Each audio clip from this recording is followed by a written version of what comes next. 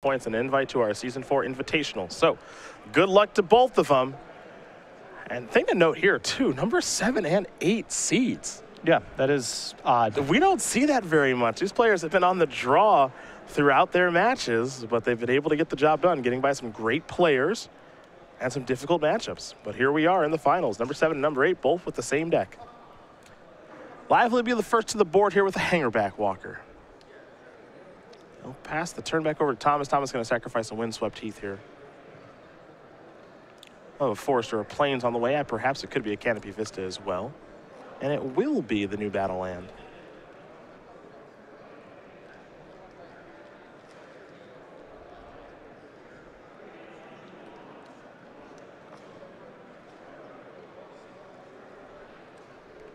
So over to Thomas we go. And he will draw a card, picked up a copy of Jamoka's Command.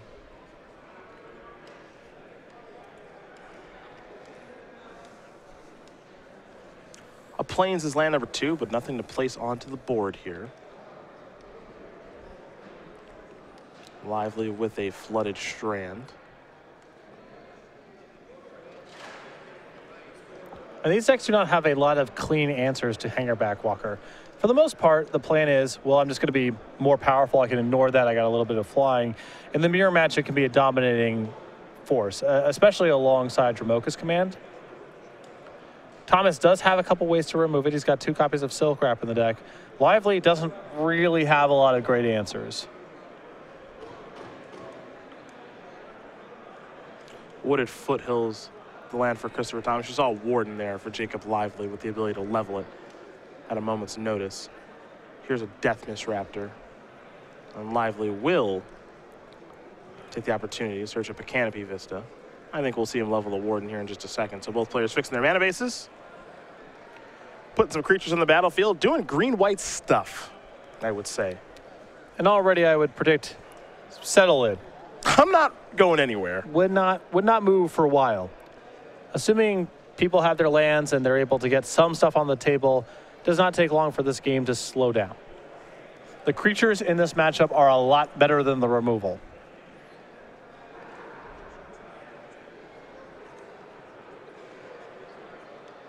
There's the level up on the Warden.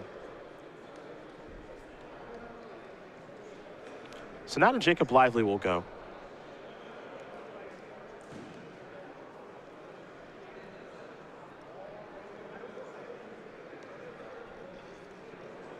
Hangerback Walker going to grow. There's a Jamoka's Command combination. That means 3 Thopters are going to come. This will also clear a path here for Warden. And, you know, you can tell when we've watched Jacob Lively, not only last match, but just kind of that play there. He's got an idea of what he's doing here with this green-white Megamorph deck. This is no accident that he's in the finals, it feels like. Yeah, and I think he sort of sniffed out this potential play a couple turns in advance because I was surprised by the attack for Hangerback Walker on the previous turn and then playing Warden. I thought, you know, the match is going to go on for a long time. I can understand wanting to get Warden out there and leveling it up, but if you're just going to be sitting there for a long time, why not just try to do as much as possible with Hangerback Walker? And I think that Lively just knew that this line of play would be available to him, and now he's way ahead on the board. It feels like that's not the first time he's had that line of play happen. You have to imagine this isn't his first mirror match this weekend. I would be surprised. You know? Be surprised. That'd be very strange if that were the case. And he sort of played a mirror match, I believe. No, sorry, Thomas was playing against Tom Ross. Yeah. Excuse me. Well, Lively played against Bradley Carpenter. Right, that's right. In the quarters, yeah. So it was all mirrors throughout the quarters. So we have 1 confirmed mirror, and I would imagine his 15 Swiss rounds has probably ran in this deck at least 1 or 2 other times. Yeah, I would imagine that's the case. Here come the attackers. A little in the air, a little on the ground. No real great blocks here for Nissa, but it's going to jump in front of the Warden. Got to save some damage here. 3 damage going to come across. See if Lively maybe has land number 5 plus Wingmate Rock. That seems like a very early chump block to me. There's a Warden past the turn back. With no sweeper in the deck. I suppose if his plan is to play another Nissa this turn, then you might as well block, but I had to imagine he has something better to do with his mana.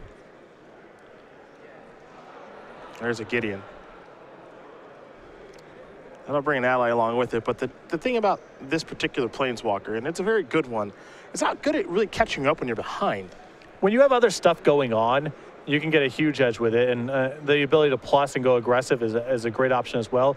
But in terms of I'm behind on the board and I need to slow things down a little bit, Gideon is low impact for 4 mana. We got another Jamoka's command here. Fight, counter, all that stuff. Gonna work to get Gideon off the table.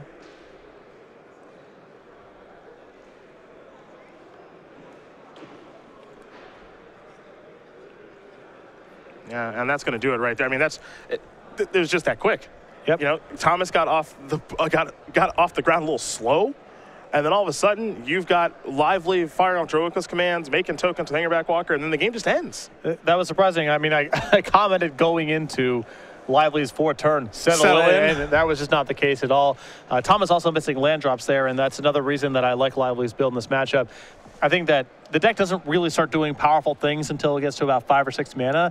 And in the mirror match, if someone gets there before you do, you're not going to be able to catch up. Well, the thing, we can still settle in. Still settle in. We can still settle in. Yeah, game 1 done in less than 6 minutes, but we still got 1, maybe 2 more to go. Get a little comfy. Patrick and I will in the booth. You guys can at home as well. As Jacob Lively does win game number 1 here against Christopher Thomas. Griot Megamorph Mirror goes to the player on the left. We take a look at the sideboards here for both players, what they're bringing to the table. Their main decks are basically identical. The sideboards are a little bit different here, however. For Christopher Thomas, he'll be on the play. 3 Arashan Clerics, 3 Evolutionary Leap, 2 Radiant Flames, a Silk Wrap, 2 Surge of Righteousness, a Tragic Arrogance, a Valorous Stance, and then 2 Whisperwood Elementals. I've had to imagine the additional copy of Silk Rack comes in here as an answer to a bunch of cheap plays, especially Hangerback Walker. I think Whisperwood Elemental is very well suited for this matchup. Games slow down. Whisperwood Elemental can win the game on its own. And Tragic Arrogance, like I said, I haven't not watched a lot of the Mirror over the last 2 weekends, but I have to guess this is the best thing going on. Hangerback Walkers on both sides of the table. The game slows down. Planeswalkers and enchantments are involved. It just seems like it can catch you up from losing positions and put you way ahead in even positions. Other side of things here for Lively, 2 Archangel of Tithes, a Dragonlord Jamoka, 2 Evolutionary Leap, 2 Gideon's Reproach, a Master of the Unseen, 3 Search of Righteousness, 2 Tragic Arrogance of his own. He's also got 2 Whisperwood Elementals too. Same deal here. Tragic Arrogance, Whisperwood Elemental, the Mastery of the Unseen, great in this matchup as well. Another tool that Lively has that Thomas does not have of his own. The question I have is, are these players going to be bringing in Evolutionary Leap? Are the games slow enough, even though there's not a lot of removal, are the games slow enough that you can generate a lot of value by having that in play, doing things with Hangerback Walker, Death Mist Raptor, and Den Protector? I could see it being a little bit too slow. I could see it being just too vulnerable to Jamoka's command, but I can also imagine games where it slows down and then the person with that card has a big edge. Well, there are your options there for both players, and, well, we've said it a couple times here. It's been the deck to beat here this weekend. And Griot Megamorph will probably be the deck to beat next weekend at the Star City Games State Championships, and you can find out more about that tournament right now. The forest is my birthright. A second son inherits only scraps. What I protect, my brother would destroy. I earned my strength. My brother earned nothing. By my father's name, by the mother he scorned. I will destroy you. Get these paired playmats only at the StarCityGames.com Autumn 2015 State Championships. Standard on October 17th and Modern on October 18th. Visit StarCityGames.com/states to learn more. Standard taking place on Saturday, October 17th. Modern taking place on Sunday, October 18th. And I imagine a lot of green-white Megamorph at that tournament on Saturday. Might show up on Sunday. Might show up on Sunday. I know you want to play some Zoo with those brand new changes you made. I do. Yeah. Some huge updates to the deck. Different land, different spell. It's a lot. Those are game-winning changes, match-winning changes, tournament-winning changes. Everything adds up. Leave no damage on the table. That's true. Can't do that. Someone wondering at home, why do we think control decks like Esper Dragons and Blue-Black Control have fallen out of favor? At least for me, it's just a lack of a payoff threat. That's a big problem. I think that the sideboard plan of Evolutionary Leap is pretty bad news for a lot of those builds. I think you can construct control decks to be able to beat that sort of thing, but a lot of people who just have this attitude of, I'm playing a creature matchup, I'm going to bring in more removal and sweepers, have gotten burned so far. Ugin's fine, but it's not the end-all, be-all. I think Ugin's very good against Green White Megamorph. The problem is just getting to 8 mana and not losing to other elements of the deck. But when Kibler was playing this deck, after Elspeth, because Elspeth was so much more common than Ugin, the second worst card for the deck was Ugin. Jacob did keep 6, put his scry to the bottom. And we're underway here. Warden of the first tree is how Lively is going to start. Christopher Thomas with a Wooded Foothills.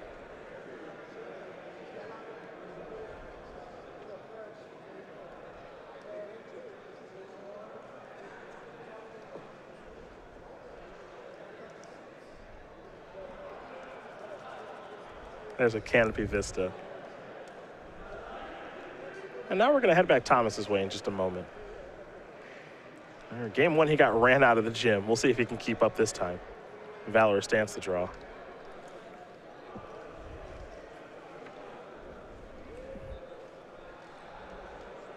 There's a Hangerback Walker.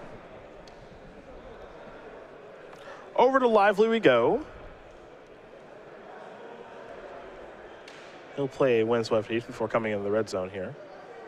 And we might see him pump up the jam, and it looks like we will. So in for 3. Already big edge to Thomas here. Think so? Unchecked Hangerback Walker. It gums up the ground just by itself, and as we saw in the first game from Lively, when paired with Dramoka's command, you can suddenly exert a lot of pressure, even in spots where it looks like the game's going to be played at a pretty slow pace.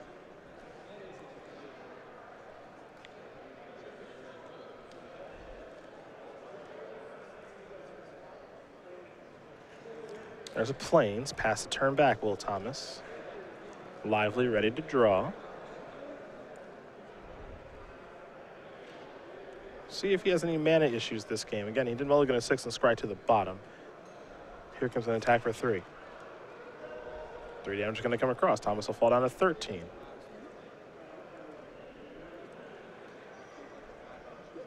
It does not appear as though there is a third land for Jacob Lively, so he just has to pass the turn back. Thomas going to level up that Hangerback Walker. 2 counters now. And Thomas with Dramoka's command as a draw for this turn. The pairing I alluded to before. Saw in the first game. There's Flooded Strand. He's going to sacrifice that very quickly. 2 basics out there, so Canopy Vista can enter the battlefield untapped right now.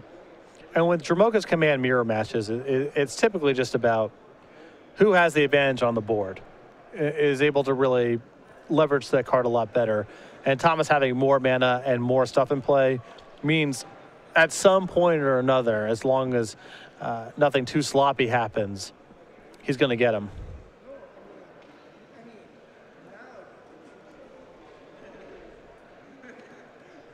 Well, there's Gideon.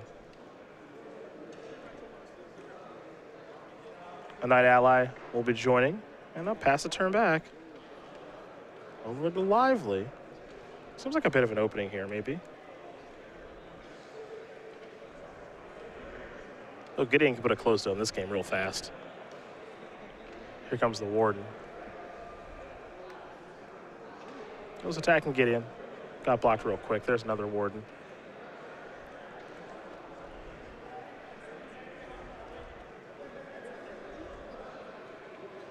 And now we go Christopher Thomas's way. Another Dramoka's command picked up.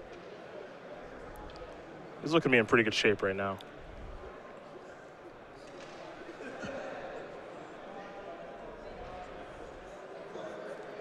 There's no relevant trick here for 1 mana, so. Nope. It's kind of just a freebie.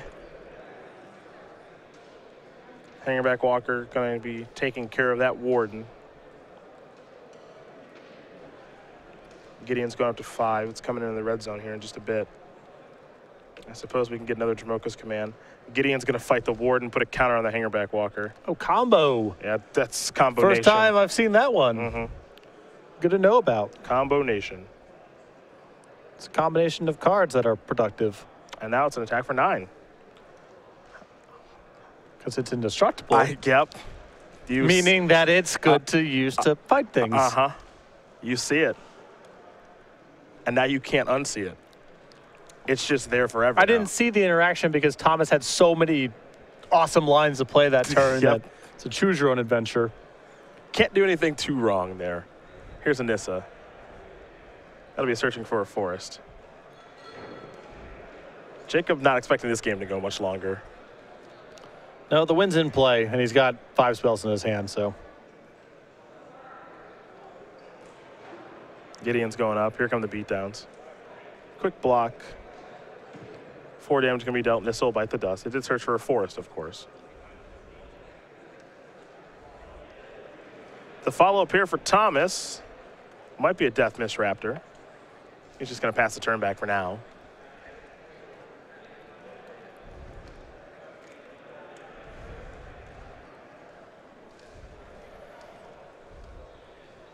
No, we expected this to be a bit of a longer grinded out affair, given that there are Death Miss Raptors and Den Protectors and all that jazz.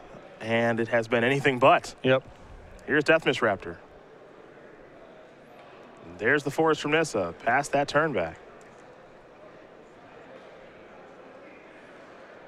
Here's a Valor stance. Aha. Target my Hangerback Walker. Combo. Yeah, again. Removal spell plus creature with a death trigger. Mm-hmm. We're in combo nation. Mm-hmm. A lot of ins, a lot of outs. Christopher Thomas going to tie things up here against Jacob Lively.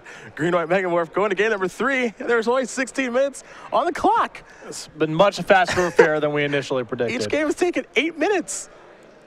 I've seen games take 50 minutes in this matchup. You and I have a long history of covering some really grueling green-white mirror matches. Yes, we do. And it's not just Miami. That's the most famous one, obviously. But we've covered a lot of these kind of decks, and it's usually slow to bear. Anyone who's ever played casual Magic with green-white decks knows these decks are typically a lot better at blocking than attacking, and the spells stink. They do so stink. they just settle on in. Yeah. Wait for the first person to put Lure on Thicket Basilisk or go monstrous with Fleece Main Line or whatever the modern analog to that is. Well, sometimes you just draw the Taunting Elf and go to work. Right. That's it. Prized Unicorn plus regeneration. Good luck. I know. I like that that's the way you break the green mirrors open. You have to, all your creatures got to block my thing. Right. We can't kill anything and no one can attack, so we need to figure out a way to make it so you have to block everything. Well, that's what green's got to do. Thicket Basilisk. Yeah. Lure. Some of the very best. Some of Magic's original combos. I always liked the Lure. It's always kind of cool to me. Alpha is chock full of cool cards. Yeah. There's nothing but cool cards. And Stasis and Winter Warp and similar, all the symmetrical land destruction cards. But other than that, it's nothing but cool cards. I love land destruction, so I'm glad it's symmetrical. So it's both of us. We each only get to untap 1 land per turn. And then there's a lot of asymmetrical land destruction at a very high power level. Such as? Sinkhole. Oh, well, that's a pretty good card. It's a pretty good card. Stone Rain. Ice Storm. Tsunami. Armageddon. Best card ever made. Demonic Hordes. Not sure what that does. You don't know what Demonic Hordes does? I have the image in my head. I have the image in my head. That is disappointing. Okay, I know it's a black creature. Good. I know Good that. guess. Thank you. Jacob going to take a mulligan to 5 here. I believe it costs 4 mana? No. No. I know the picture is terrifying, Yes. given its name. Is it a 5/5? It is. Nice. Okay. I feel like there's an upkeep cost. Yes. Yes. Okay. All right. I got a 6 mana 5/5. Tap to destroy 1 land.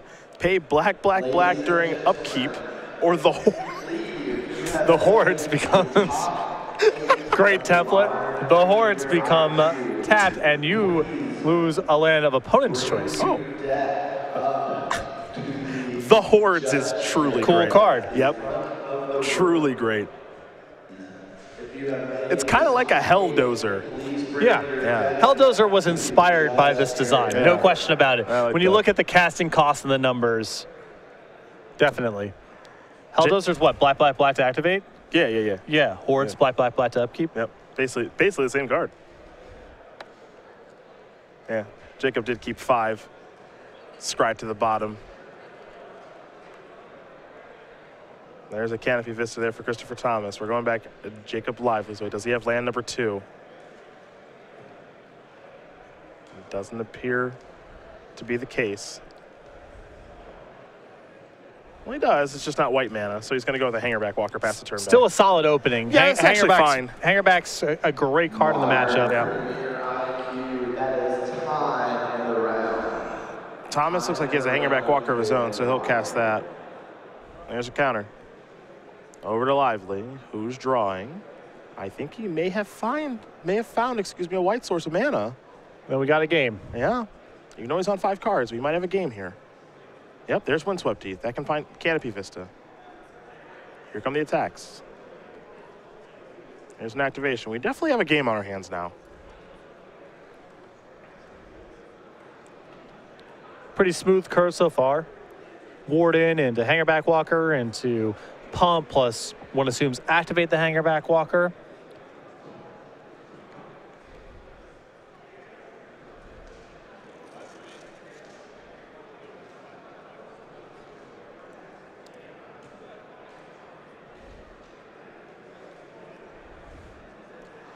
All right, Chris Thomas, your turn. Warden of the draw. He's got a Wooded Foothills.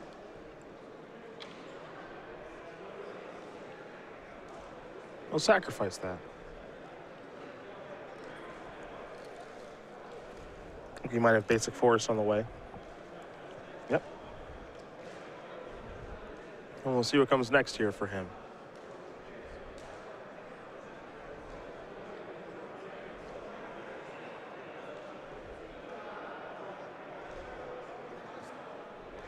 He might go the Jamoka's command route. A lot of different ways he can go. Looks like he's just going to pass the turn back, though. There's an activation of Hangerback Walker, and Jacob Lively already knows it's going to die. So just one counter.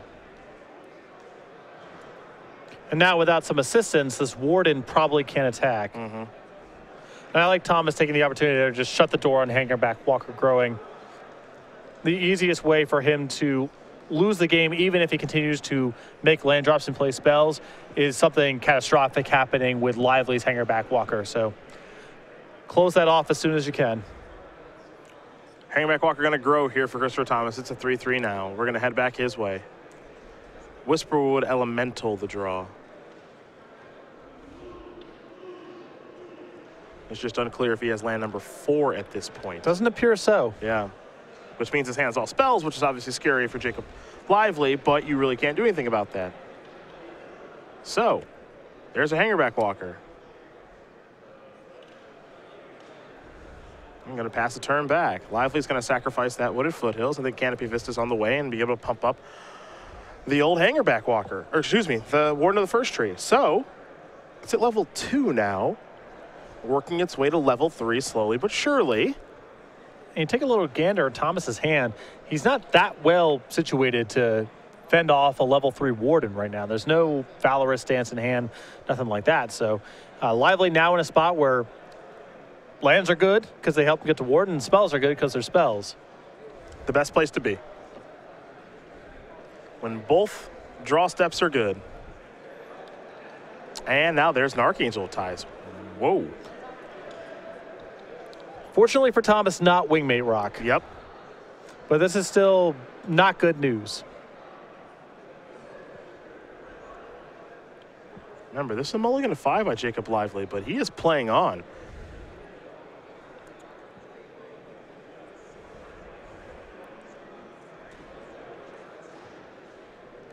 However, Christopher Thomas has found a copy of Dramoka's command. And he can make his Hangerback Walker into a 5-5 and get that Archangel out of here. That's exactly what he's going to do.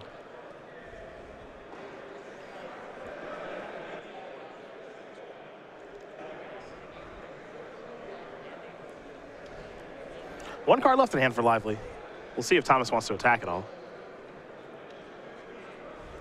And remember, if the Warden goes all the way up to the top, it becomes an 8-8 that has trample and lifelink. Now, Thomas can get his Wardens to a size where he can answer it eventually, but he's looking at taking a pretty big hit next turn. Let's see if Lively has land number 6. I think he does, yeah. I think the plan's pretty straightforward here. Yeah, this is going to be a huge chunk of life. And it requires a response right away. Mm-hmm.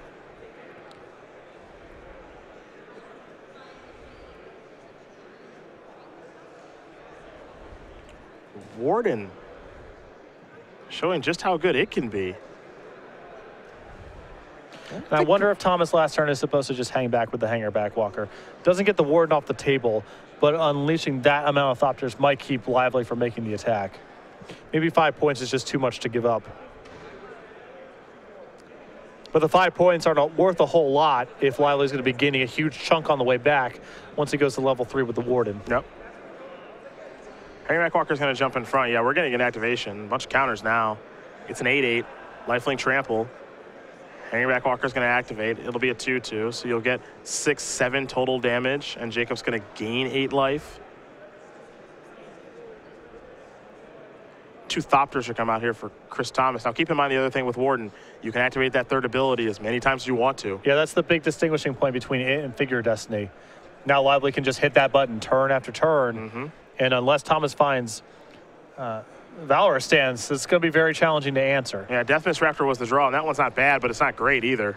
And now all of a sudden, things are going to get pretty difficult for Christopher Thomas. Anytime Thomas has a board that's large enough where Lively can't attack for lethal, Lively can just say go. And then you need to put 5 points of toughness on the table to keep up with this. That's very hard to do, especially with Thomas missing land chops. So Thomas needs to get to Valorous stance pronto.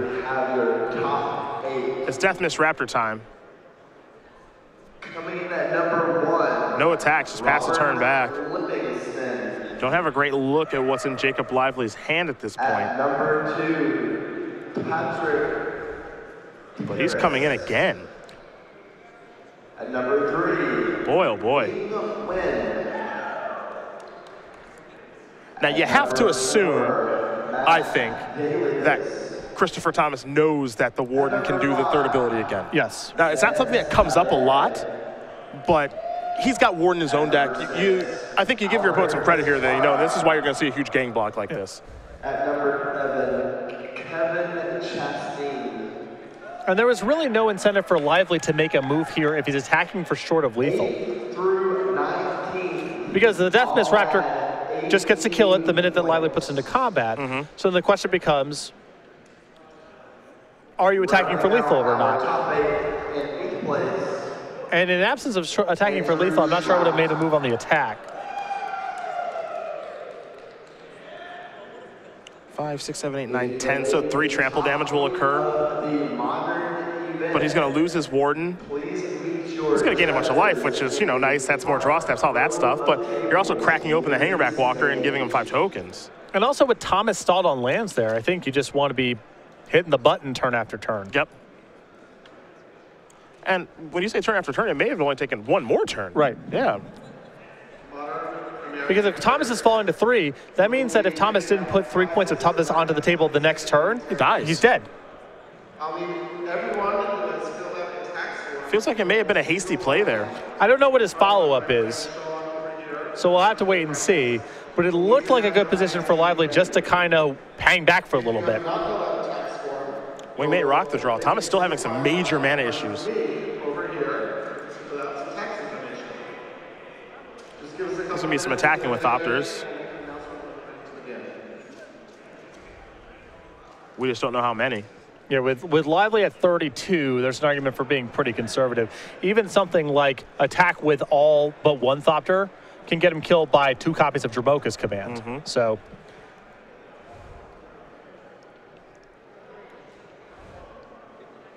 pretty conservative here, I think. You see Christopher Thomas doesn't know how many he should attack with. He keeps reaching for him, and he's gotten... If you want to play around, if you want to play around 2 copies of Dramoka's command, you need to leave 3 back. Yep. Because you need to be able to have 2 of them die and have a chump blocker left over. There's another Hangerback Walker. Just for 1, pass it back. Oh, looks like there's a Warden too. Now he'll pass back.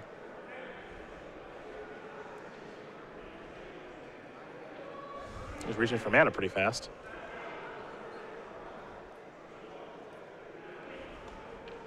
Well, looks like maybe Den Protector's showing up now as he takes a look through the graveyard. Yep, and there comes a Morph.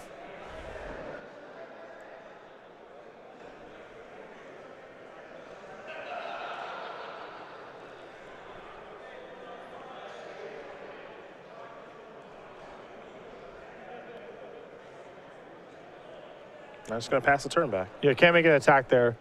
His Thopter is a lot more valuable than Thomas's Thopters because Thomas has to leave a lot back to protect himself from a flyer killing him in the air. But if that's a Den Protector, that's actually okay right now because of that text on Den Protector where it's hard to block. Exactly.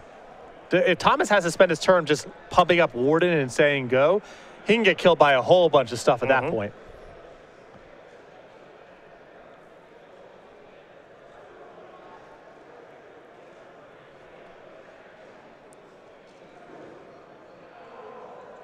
This got interesting pretty quick here. Remember, Jacob Live was on a mulligan to 5 this game. Well, in all 3 games, we've seen, regardless of mulligans and cards drawn on both sides of the table, the person who's missing their land drop first is the one in trouble. And these decks are really mana hungry. They've got a lot to do with mana, so that's not surprising. It's going to be time to unmorph Den Protector. See what this is going to return. Going to get back Hangerback Walker.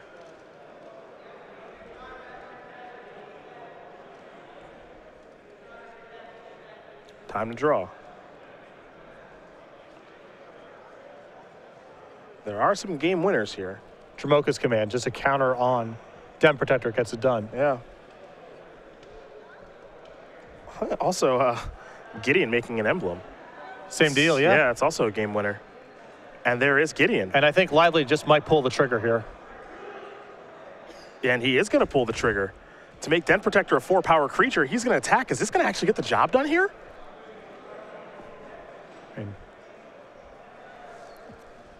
Thomas's board doesn't do anything. It's got to be something out of the hand. And that is going to do it. Jacob Lively is going to win this match here over Christopher Thomas, 2-1. A mulligan to 5 in game number 3. Couldn't stop him either. And he's walking out of here as your Open Series champion here in Atlanta. Congratulations to him. Love seeing the crowd gather around him here. And the decks looked pretty similar. Yeah. One of the things that I just pointed out as